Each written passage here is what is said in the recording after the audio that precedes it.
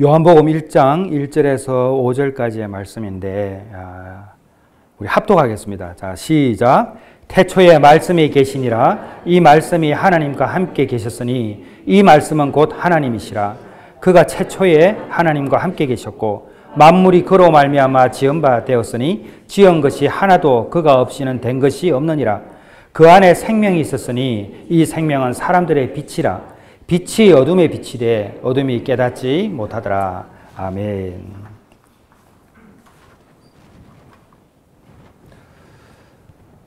우리가 사복음서를 이제 읽고 녹음을 한 적도 꽤 있고, 또 사복음서를 이제 다 읽게 되면 교회에서 선물도 드렸고, 또 제가 항상 여러분들을 뵈면 제일 먼저 드렸던 말씀이 요한복음을 좀 많이 읽으면 좋겠다 말씀 많이 드렸어요.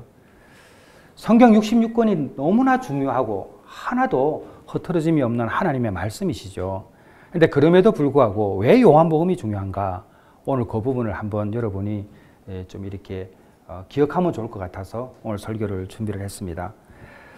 지난 금요일 밤에 이제 우리 천정은 자매님의 오빠가 이제 저한테 연락이 와서 이제 정은 자매님하고 잠깐 소통을 할 수 있었습니다. 119에 갑자기 이제 너무 아프셔서 이제 실려가신 이후에 병실이 제때 나오지 않아가지고 좀 고생을 하셨고, 그 이제 병원에 이제 입원해 계신데 금요일 늦게 이제 연락이 되어서 제가 토요일 날 아침 일찍 가서 이제 가족들에게도 말씀을 드렸죠. 정은 자매가 항상 이제 저와 이렇게 같이 대화를 나눌 때 또 병원에 가든지 환우들을 이렇게 만날 때 하셨던 말씀이 있어요. 뭐냐면 요한복음을 꼭 들리게 해주면 좋겠다. 요한복음에. 저도 이제 그걸 기억하고 있고, 저도 이제 제가 김상철 목사가 목사를 해서 매일 찬양하고 은혜 넘치고 이러면 얼마나 좋겠습니까만은 저도 가끔 마음이 어려울 때가 있거든요. 근데 그때는 제가 요한복음을 듣습니다. 그 요한복음을 틀어놓고 잠을 자기도 하고 부지기수로 그렇게 하고 있습니다. 그래서 이제 그렇게 하면 좋겠다 말씀을 드렸더니 이미 가족들이 그렇게 하고 있더라고요. 이 요한복음을 읽으라고 우리가 자주 이야기하는데 왜 요한복음을 이렇게 강조할까? 그것은 특별한 의미가 있습니다. 요한복음에는 예수 그리스도의 신성, 곧 하나님의 성품과 생명의 구원자 되심을 가장 명확하게, 어떤 성경책보다도 가장 요한복음이 명확하게 계시하고 있습니다. 계시라는 게 뭐라고 그랬죠? 열어 보인다는 거잖아요. 그러니까 하나님의 하시는 일을 우리가 다 할 수 없어요. 하나님께서는 딱 우리에게 필요한 만큼 열어주세요. 그러면 이제 열어준다. 이 열어준 만큼 본다. 이 열어주는 것을 계시라고 그래요. 그러니까 하나님께서 성경 66권을 통해서 계시하시는데 특별히 하나님의 성품에 대해서 요한계시록이 아주 자세하게 계시하고 있다는 겁니다. 요한복음 20장 30절과 31절 말씀을 제가 한번 읽어볼게요. 예수께서 제자들 앞에서 이 책에 기록되지 아니한 다른 표적도 많이 행하셨으나 오직, 이 단어가 오직이 있어요. 오직 이것을 기록함은 너희로 예수께서 하나님의 아들 그리스도이심을 믿게 하려 함이요 또 너희로 믿고 그 이름을 힘입어 생명을 얻게 하려 함이니라. 그러니까 예수님을 믿는 차원을 넘어서서 새로운 생명을 얻게 함이라. 그래서 사망의 엄침한 골짜기를 다니는 우리의 삶이 요한복음을 읽을 때에, 요한복음과 직면할 때에 새 생명이 일어나는 거예요. 그래서 요한복음을 읽는 겁니다. 그리고 오늘 읽은 본문을 이제 이 포함하는 전체 18절까지 읽어보게 되면 요한복음의 서론이 너무나 선명하게 기록되어 있습니다. 그래서 이미 신학적인 결론을 요한복음에서 말하고 있어요. 그 결론이 뭐냐? 하나님께서 사람 가운데 거하신다. 요한복음을 보게 되면 예수님이 함께 하시는 거예요. 지금 이 순간에도.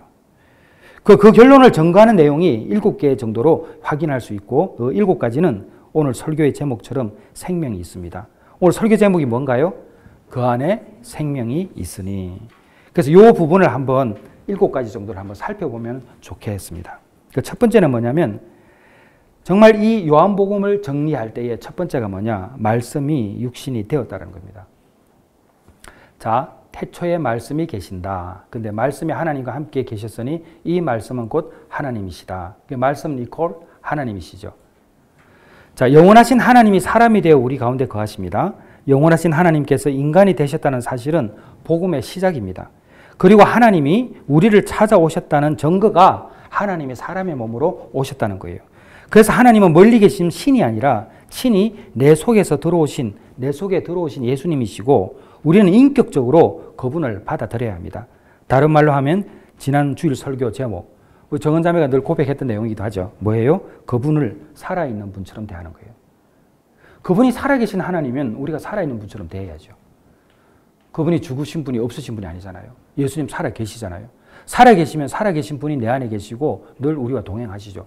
그러면 인격적인 그분과의 교제가 온전히 이루어져야 하는데 그런 삶이 어떤 삶이라고 그랬죠? 지난주에 코람데오, 하나님 앞에서 살아가는 삶. 아무리 어렵고 힘들어도 고통 가운데 존재해도 또 기뻐도 행복해도 하나님 앞에 내가 있다는 사실을 잊어버려서는 절대 안 된다는 것입니다. 말씀이 육신이 되어서 오신 거죠. 그러니까 두 번째는 뭐냐면 예수님은 빛입니다. 영생의 권능이시죠. 세례 요한은 영생이라는 의미를 미래의 천국에만 초점을 맞추지 않습니다. 바로 지금 시작되는 생명이라고 말했습니다. 그래서 즉시 죄와 죽음의 어두움을 몰아내는 빛으로 표현한 거죠. 빛 대신 예수 그리스도. 왜 즉시 이 단어가 중요한가? 바로 이 순간 어느 특별한 때에 죄와 어둠이 물러가기 때문에 그렇습니다. 우리는 이게 과정을 보게 되면 징조가 보여요. 오늘 아침에도 한 청년하고 상담하면서 그런 이야기 했지만 자기 삶의 변화가 일어나고 있잖아요. 그러면 일어나고 있을 때 어느 순간에 내가 언제 그랬지 하면서 확 바뀌어 있어요. 그건 즉시 일어나는 거예요. 성경을 안 읽던 사람이 성경을 읽고 성경을 기록하지 못했던 사람들이 성경을 기록하고 평소에는 생각하지 못했던 영역까지 생각이 이루고 나의 삶에 대해서 그토록 진지하게 고민해보지 않았던 청년들이 고민을 하고 어른도 마찬가지죠. 우리 교회가 그래도 자랑할 만한 게 뭐가 있습니까? 성경 안 읽던 사람 성경 읽기 시작하고 성경 쓰지 않았던 사람이 성경을 쓰기 시작하고 여러분 우리 청년들 성경 지금 다 써요. 거의 한두 사람 빼고 다 쓰고 있어요. 이게 기적의 서막이죠. 우리가 말할 때는 기적이지만 하나님이 이미 일하고 계신 거죠. 예수님은 생명의 빛입니다. 이 생명의 빛이라는 것은 미래의 천국을 기대하는 것이 아니라 오늘 이 순간에 바로 변화가 일어난다는 이야기입니다. 그런데 왜 빛인가? 빛을 통해서, 빛을 다른 말로 표현하면 깨달음이죠. 깨달음을 통해서 죄가 보이는 겁니다. 빛이 비칠 때에 그 컴컴한 곳에 자그마한 빛이요 존재하는 먼지를 다 보이게 합니다. 빛은요 우리의 어두운 부분을 다 드러내지게 하고 그게 드러나기 때문에 치유가 되는 거예요.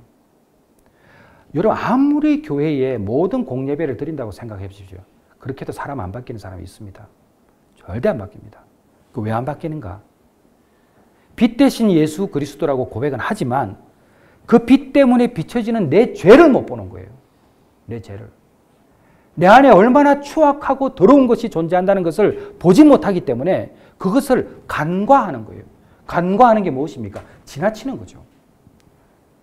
왜 예수가 좋은가 오늘날? 왜 교회를 다니는가? 왜 하나님을 예배하는가? 내가 누군지를 알기 때문에. 예수 없으면 도저히 살 수 없다라는 존재라는 것을 알기 때문에 우리의 인생이 빛 앞에 커다랗게 드러나는 거죠. 그 빛 앞에 놓인 인생이 어떻게 그 빛을 예수 그리스도의 공로 없이 쳐다볼 수 있겠습니까? 못 봅니다. 세상 태양도 못 보는데 그 태양을 만드신 그 빛 대신 예수 그리스도를 우리가 어떻게 볼 수 있겠습니까? 예수 그리스도의 공로 아니면 볼 수 없죠. 2019년도에 제가 로마를 방문했을 때에 산 칼리스토 카타콤을 갔었습니다. 당시 이제 천정은 자매님하고 이제 그 어머니는 저보다 조금 뒤에 베네치아로 가셨고 우리 팀은 이제 이용규 선교사님하고 이렇게 함께 그 산 칼리스토 카타콤을 갔었어요. 근데 그 카타콤을 우리가 참 하나님의 은혜로 우리만 들어갔습니다. 저희만 들어가서 그 넓은 카타콤을 다 봤습니다. 촘촘히 보고 촬영까지 했었죠. 여러분 카타콤에 가보면요 춥습니다. 그 동굴 속이거든요. 근데 거기에 다 패인 구멍들이 있는데 거기 다 무덤이었어요. 시신들이 쌓여있는 곳이었습니다. 거기에 빛이 들어오는 유일한 통로는 그 카타콤을 팔 때에 처음 팔 때 그 구멍입니다. 그게 환풍구가 되어가지고 그것을 통해서 빛이 들어오는 거예요. 그 넓은 로마에, 광장에, 그 넓은 곳에 비춰지는 그 태양빛이 아니고 그 캄캄한 카타콤에 자기가 무덤을 속을 들어갔던 그 팠던 그 땅, 그 환풍구를 통해 들어오는 그 빛을 보고 사람들이 견딘 거예요. 왜 견딜 수 있었던가? 왜 그 사람들은 그 겁이 나고 춥고 삶에 대한 소망이 없을 것 같은 그곳에서 어떻게 견딜 수 있었을까? 그 자그마한 진짜 빛을 봤기 때문에 그렇습니다. 예수 그리스도를 만났기 때문에 그곳에서 버틸 수 있었어요. 여러분, 예수 만난 사람은 이 땅에서 육신이 다해서 죽음을 맞이하지만 영원히 사는 사람들입니다. 그러니까 진짜를 구별할 수 있는 거죠. 제가 여러분에게 자주 이야기하는 게 있습니다. 육이 고생하면 영이 산다. 왜 육을 고생시켜야 되는가? 그래야 영이 사는 겁니다. 그래서 때때로 금식도 하죠. 때때로 무릎을 꿇고 기도하죠. 서서 기도하는 것도 좋지만 무릎을 꿇고 머리를 조아리고 기도하는 이유가 뭡니까? 그 오래 기도하면 다리 저리거든요. 그래도 그렇게 하는 기도가 또 우리에게는 내 영을 새롭게 하는 그 역할을 하기도 합니다. 여러분, 육은요, 내 것이라고 생각해요. 우리가 이 땅에 올 때 유일하게 갖고 태어나는 것이 육입니다. 육. 우리가 태어나면서 육을 갖게 돼요. 그러니까 내 거라고 생각하는 거예요. 그래서 세상을 떠날 때도 고통인 거예요. 육을 벗어나는 게 고통이에요. 아픈 거예요. 근데 육이 썩어지는 것이라는 것을 우리가 깨닫게 되는 순간 우리가 과거에는 경험하지 못했던, 상상하지 못했던 고통 가운데 그 견디게 하는 그 힘이 생기는 거죠. 순교자들이 목베임을 당할 때에 죽음의 위협을 강하는 그 상황 속에서도 어떻게 견딜 수 있을까? 그 초월하는 힘, 스데반이 순교의 자리에서 웃을 수 있는 그 힘이 생기는 거예요. 그것은 육을 이겨냈기 때문에 그렇습니다. 세 번째는 뭐냐? 요한복음에는 7가지 표적이 보입니다. 그런데 이것은 믿음을 일으키는 중요한 표지판입니다. 기적은요, 믿음을 일으키는 표지판이에요. 우리가 때때로 봐야 믿거든요. 7개의 기적이 무엇이었습니까? 물이 포도주로 바뀌는 것, 왕의 신하의 아들이 치유되는 것, 38년 된 병자가 낫는 것, 오병이의 역사, 무리를 건드리시는 것, 날 때부터 소경된 자가 회복되는 것, 보이는 것, 나사로의 부활, 이게 다 7가지 기적 아닙니까? 그런데 이런 기적 그 자체가 목적으로 행하신 일이 아니라 예수님께서 이 기적을 우리에게 보이신 것은 믿음을 일으키기 위한 것이죠. 그래서 우리가 기적을 보면서 믿음을 갖는 것입니다. 예수님의 정체성은 생명을 주시는 분이십니다. 그래서 우리는 예수님을 믿기 때문에 천국과 지옥에 대해서도 알게 되죠. 오늘 저기 이제 처음 오신 분도 있겠지만 아까 설명을 드렸죠. 여러분, 이거는 매일 생각해야 됩니다. 우리는 죽었던 사람들이었던 거 제가 설명 다 했죠. 어머니 뱃속에서 태어날 때 죽었다가 살아난 것처럼 이 땅에서도 큰 모태죠. 어머니 뱃속에 있을 때에 폐가 호흡한 거 아니고 탯줄로 공급되는 산소를 통해서 호흡했지 않습니까? 그래서 태호흡이 아니라 태호흡이라고 그러죠. 근데 죽으니까 탯줄이 잘렸으면 숨이 끊어졌지만 죽은 거 아니에요? 근데 태어나니까 호흡을 하잖아요. 다시 사는 거 아니에요? 이 땅도 마찬가지예요. 우리가 세상을 떠나면 우리는 몰라요. 경험하지 않았으니까. 근데 이 땅에서 경험한 게 있지 않습니까? 끝이 아닙니다. 그래서 예수를 믿어야 되는 거예요. 예수를 믿어야 되는 거예요. 세상의 어리석은 사람 중에 하나가 뭐냐면 여기가 끝이라고 생각하는 사람이에요. 그럼 무슨 의미가 있습니까? 밥 먹고 놀고 그냥 웃다가 그렇게 70년, 80년, 90년 이제 길게 살면 100년 산다고 하는데 의미가 없잖아요. 연속성이 있다. 여러분 기억하시기를 바랍니다.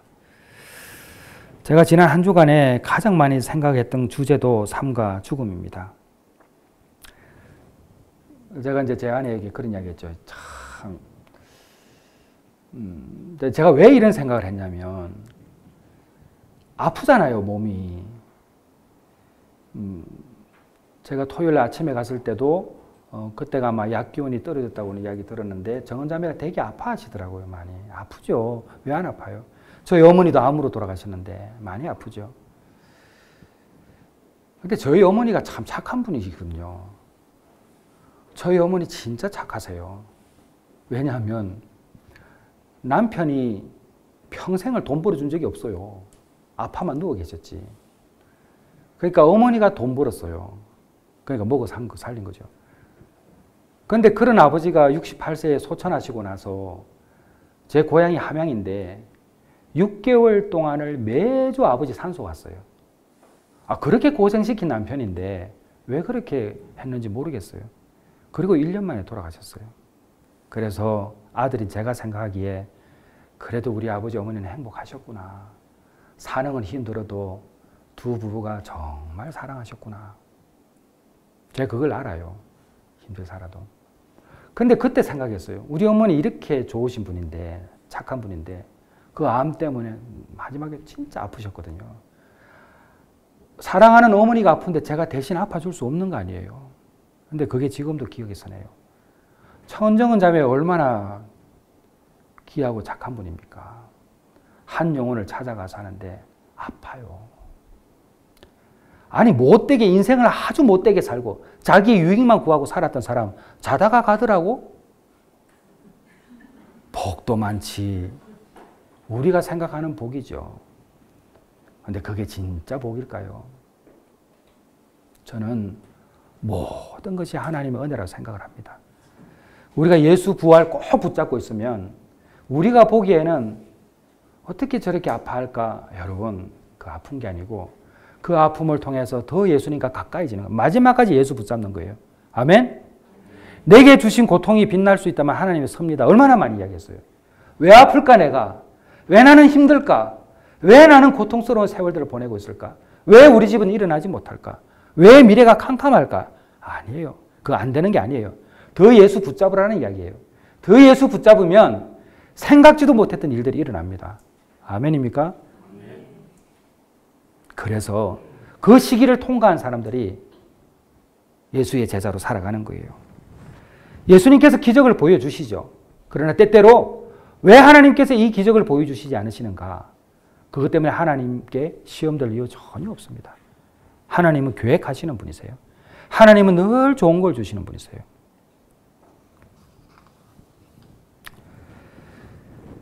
예레미야가 3장 38절에 이런 말씀이 있습니다. 하와 복이 지존자의 입으로부터 나오지 아니하느냐. 다 하나님의 뜻 가운데 있습니다. 그래서 우리가 분노하거나 슬퍼하기보다는 그 사람의 한계를 인정할 때에 우리는 예수 앞에 바로 설 수 있는 것이죠. 그리고 네 번째는 하나님의 나라는 항상 새로운 것을 창조하십니다.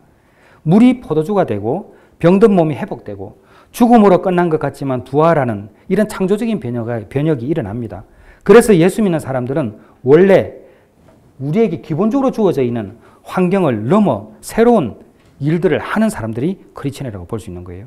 그래서 삶의 불가능한 영역을 하나님께 열어서 보여줘야 합니다. 우리가 하면서 안 되는 부분들은 하나님께 보여줘야 돼요. 근데 노력은 해야 돼요. 노력하지 않고 저절로 되지는 않는다는 거죠. 자, 우리가요, 살아가면서 도저히 안 되는 게 하나 있습니다. 그 중에 하나가 뭐냐면은 용서입니다. 용서. 요한복음 전체를 읽게 되면 하나씩 또 우리가 뚜렷하게 느껴지는 게 하나가 있는데 그게 뭐냐면 용서입니다. 예수님의 사랑을 강렬하게 느끼면 느낄수록 우리에게는 용서라는 감정에 대해서 우리가 배우게 됩니다. 사실은 용서는요, 7가지 기적에는 기록되어 있지 않지만 용서도 기적입니다. 왜냐하면 용서라는 단어는 이 땅의 언어가 아니에요. 용서는 천국의 언어입니다. 여러분, 우리가 용서를 할 수 없는 존재예요, 우리는.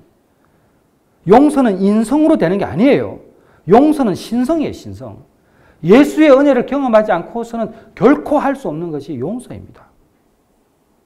용서가 쉽던가요? 아닙니다. 정말 어렵습니다. 용서는 인성이 감당하는 성품이 아니라 신성이 선물하는 결단이다.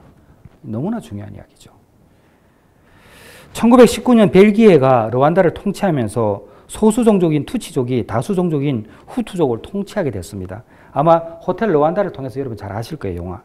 그래서 종족 간의 분열이 심각하게 일어났습니다. 그리고 1933년 르완다에 거주하는 모든 사람들은 자신이 후투족인지 투치족인지 구별이 되는 신분증을 받기 시작을 했습니다. 그냥 다 알아요.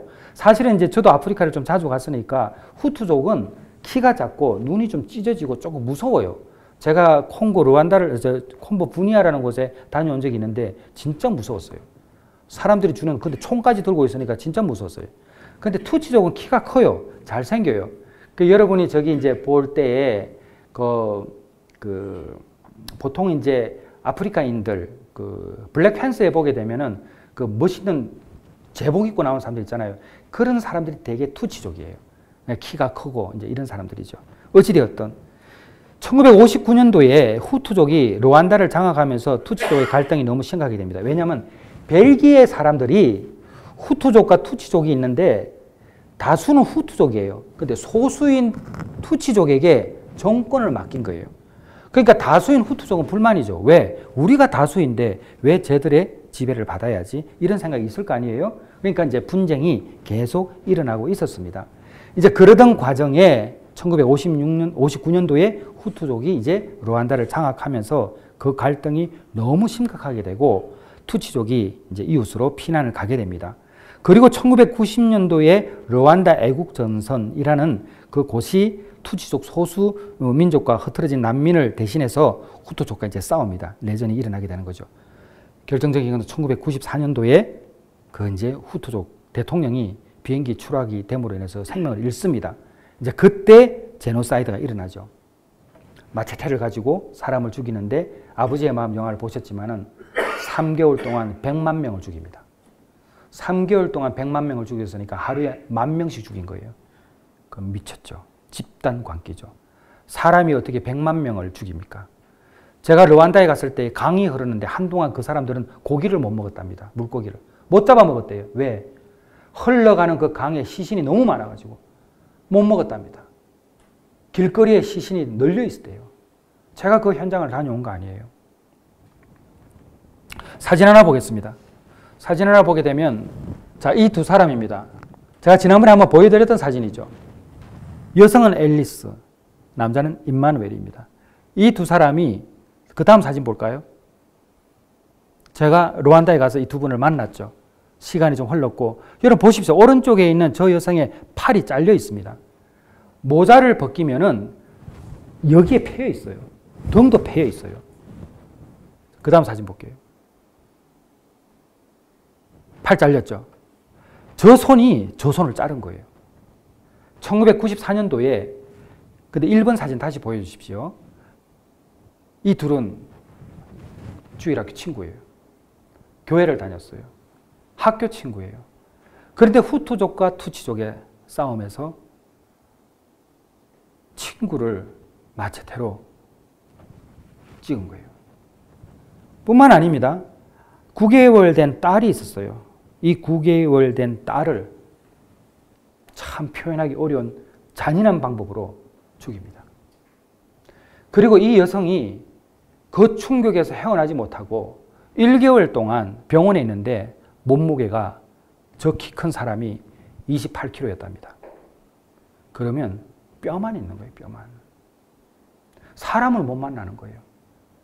자기 눈앞에서 아이가, 9개월 난 아이가 토막이 돼서 죽는 거예요. 자기 팔이 잘린 거예요. 자기 볼이 잘리고 어깨가 잘리는 거예요. 그걸 눈을 뜨고 경험하는 거예요. 상처와 두려움, 그 분노 때문에 우울증에 걸리고 나는 죽는 것이 낫다. 나는 죽는 사람보다도 못하다. 이런 자책감을 가지고 왜? 딸이 죽었다는 것 때문에 자기가 잘못한 게 없음에도 불구하고 자식이 죽으니까 그 죄책감 때문에 견디지 못하는 삶을 살아가는 거예요. 나는 살아있는 것이 죽는 것보다 더 힘들다고 그렇게 이야기하면서 그 여인이 한 달 동안을 병원에서 나오지를 못하는 거예요. 하나님은 자기에게 살아있는 분이 아닌 거예요.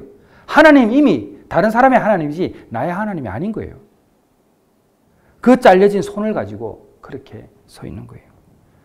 자신을 이렇게 만든 모든 사람들을 지옥으로 보내기 위해서 그 속에 분노가 가득 찬 상태에 있었습니다.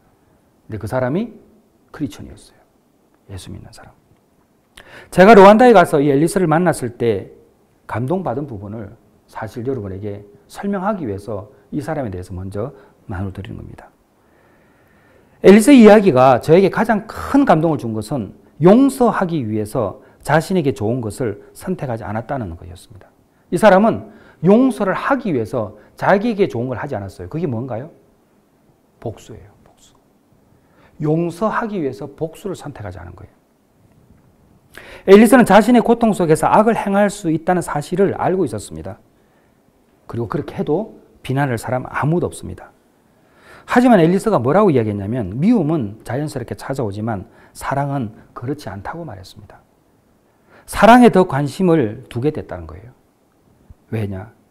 자신이 예수님의 은혜로 살고 있다는 것을 어느 순간 깨달았기 때문에 사랑이 중요한 것을 알게 됩니다. 우리는 옳은 일을 할 수 있다는 사실에 많은 가치를 두는 성향이 있습니다. 저도 그것이 좋은 일이라고 여러분에게 늘 권면하죠. 우리 모두는 자신을 좋은 사람으로 보여지고 싶어하는 마음도 있습니다. 그런데 지금 이 시간 우리는 우리의 본성에 대해서도 한번 생각해 볼 필요가 있습니다. 우리가 적대감과 폭력에 직면했을 때 우리의 가장 자연스러운 반응은 사랑이 아니라 복수입니다. 이게 우리의 반응이죠. 그래서 용서는 하늘의 언어이지 이 땅의 언어가 아닙니다. 우리의 본능은 복수이기 때문에. 이것을 깨닫게 되면 우리는 인간성의 현실과 한계에 만족하게 됩니다. 이제 깨닫게 되는 순간에 우리는 본질적으로 사랑이 부족하고 다른 사람에게 해를 끼칠 수가 있는 그런 존재죠. 그래서 계속 말하지만 용서라는 것은 우리의 힘으로 되질 않습니다. 제가 르완다에서 만났던 이 여성이 이 남성을 용서했다는 사실은 오늘날 가장 요한복음을 잘 설명할 수 있는 사례이기 때문에 여러분에게 또 한 번 말씀을 드립니다. 예수님은 이보다 더 하셨어요. 그런데 누구 때문에 그런 일을 당하셨나? 예수님 때문에. 여러분, 우리가 아무리 고통과 아픔 속에 있어도 내 자식이 내 눈앞에서 죽어가고 내 살이 베어지고 내 팔이 잘리고 내가 가장 즐겁게 뛰어놀았던 친구가 그 짓을 하고 있는데 어떻게 살겠습니까? 그런데 예수님의 사랑이 그것을 이겨내게 만들고 이 두 사람이 르완다에서 용서와 화해 이런 재단 일을 하면서 얼마나 많은 사람들에게 빗대는 삶을 살아가는지를 모른답니다. 산성도 여러분, 요한복음은 그 이야기를 하고 있습니다. 우리가 세상을 살아갈 때에 어느 누구보다도 위로를 받지 못할 때에 오직 한 사람이 있다면 한 분이 계시다면 예수 그리스도입니다. 그래서 왜 요한복음을 마저 읽어야 되는가? 요한복음 속에 용서가 있기 때문입니다. 다섯 번째는 성령 하나님의 내적인 임재이죠. 우리 옆에 계십니다. 그리고 여섯 번째는 공동체의 비밀이 이곳에 있습니다. 요한복음은 서로 사랑하라고 했습니다. 요한은 서로 사랑하라는 복음의 어떤 행동을 가르쳐주고 있죠. 사랑은 단순한 감정이 아니라 예수님처럼 낮아져서 발을 씻기는 행동이죠. 환난 당한 모든 자와 빚진 모든 자와 마음이 원통한 자가 다 그에게로 모였고 그는 그들의 우두머리가 되었는데 그와 함께한 자가 400명 가량이었더라. 이게 누구 이야기죠? 다윗과 함께한 사람들이죠. 이 400명이 모여 있었는데 아둘람굴에 모였습니다. 이 아둘람굴에 모인 400명이 세상에서 실패와 상처로 얼룩진 사람들이었죠. 근데 그들이 하나님의 사랑으로 묶습니다. 다윗이. 근데 하나님의 사랑으로 묶여진 그들이 용사가 돼요. 여러분, 진짜 예수밖에 없습니다. 교회는 예수님밖에 할 말이 없어야 돼요. 여러분이 머무는 곳에 예수님이 자랑이 진짜 자랑이 돼야 돼요. 그러면 경험하지 못했던 힘이 솟아요. 내가 사는 것이 아니라 예수님을 위해 산다는 생각도 드니까. 자, 우리 공동체도 마찬가지입니다. 우리가 만약 회복이 되면 그것은 예배의 회복과 영육 간의 회복이 되는 거죠. 회복이 되면 우리는 각자의 길이 있습니다. 근데 오늘 이 교회에서 우리가 꿈과 비전을 가지고 정은자매 우리 성도들에게 한 말씀 해주셨어요. 뭐냐면 제가 나중에 영상 보여드릴게요. 내가 사랑하는 교회 성도 여러분, 제가 갈 때마다 따뜻하게 대해주셔서 감사해요. 그 말씀 해주셨어요. 제가 다음 주에 영상 보여드릴게요. 여러분들은 이미 공동체로서의 역할을 감당하고 있습니다. 우리는 치료가 필요한 사람인 동시에 우리는 치료를 하는 상담사입니다. 여러분은 이미 제가 하고 있는 역할들을 모두가 하고 있어요. 그래서 이 안에는 아둘람굴에 모여있는 400명처럼 이곳에서 하나님의 임재가 있고 이곳에서 놀라운 일들이 일어납니다. 말도 안 되는 기적들이 일어나고 있고 그 기적의 한 부분을 조만간 간증을 하게 될 것 같습니다. 왜냐하면 만남의 복을 또 주셨거든. 자, 우리는 공동체의 지속성에 대한 비밀, 곧 사랑이 이 요한복음에 있다는 것을 기억하셔야 됩니다. 그리고 마지막은 7번째, 아는 것과 믿는 것의 차이를 알게 합니다. 자, 이것은 성경을 한번 찾아보겠습니다. 요한복음 17장 3절입니다.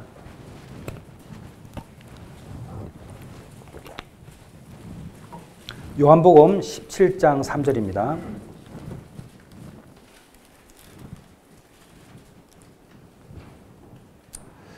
자, 우리 요한복음 17장 3절입니다. 자, 시작.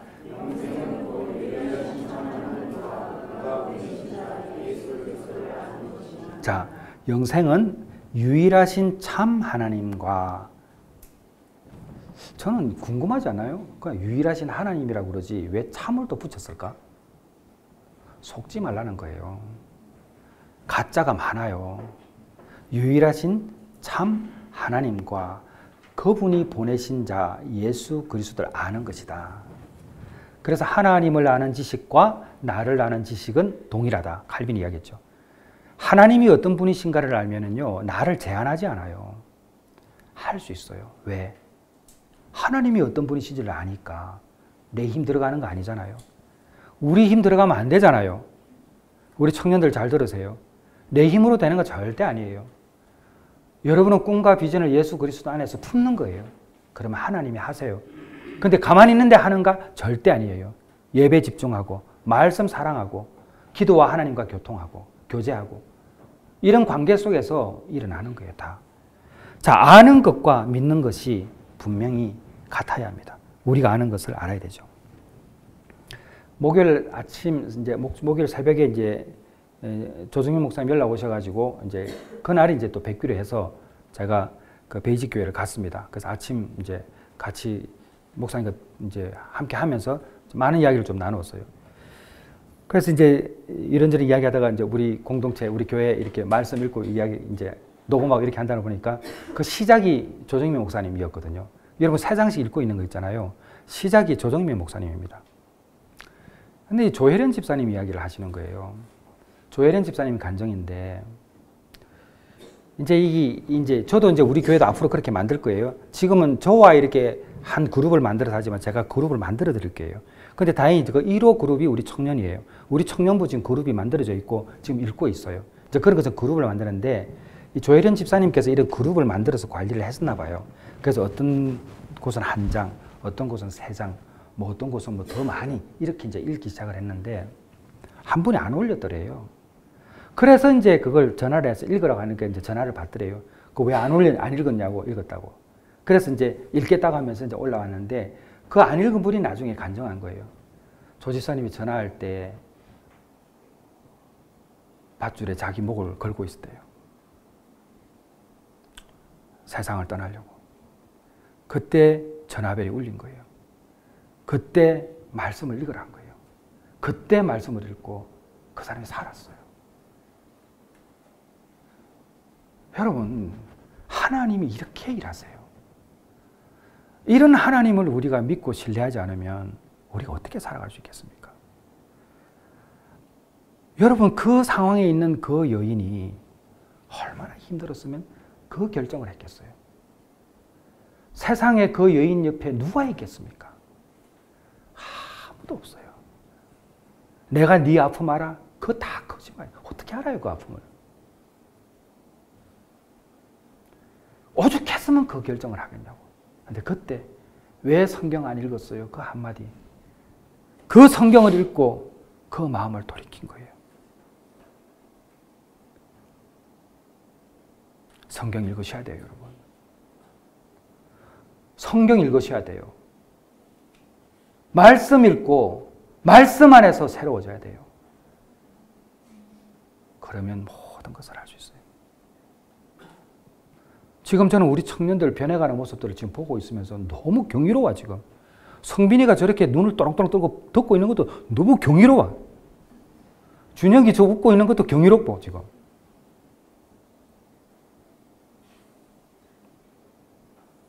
이게 왜 일어나는 거예요, 이 일이? 지금 다 말씀 읽고 있잖아요. 말씀과 함께하는 신앙이 우리의 삶을 변화시켜 줄 줄 믿습니다. 왜 요한복음을 읽어야 하는가? 요한복음은 아는 것과 믿는 것의 차이를 분명히 깨닫게 합니다.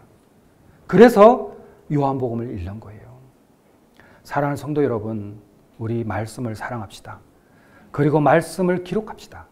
그리고 내 평생에 여호와의 말씀이 나의 삶을 이렇게 이끌어 주셨다라는 간증을 자녀들에게 하시고 벗들에게 하시고 많은 믿음의 사람들에게 하시기를 주님의 이름으로 축원합니다. 자리에서 일어나겠습니다.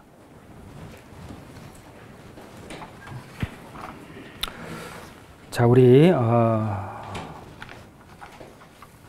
찬양하고 한번 기도할 텐데, 말씀을 사랑하는 자 되게 해 주옵소서. 말씀을 정말 친구 삼아 지내는 우리 교회 성도들 되게 해 주시옵소서.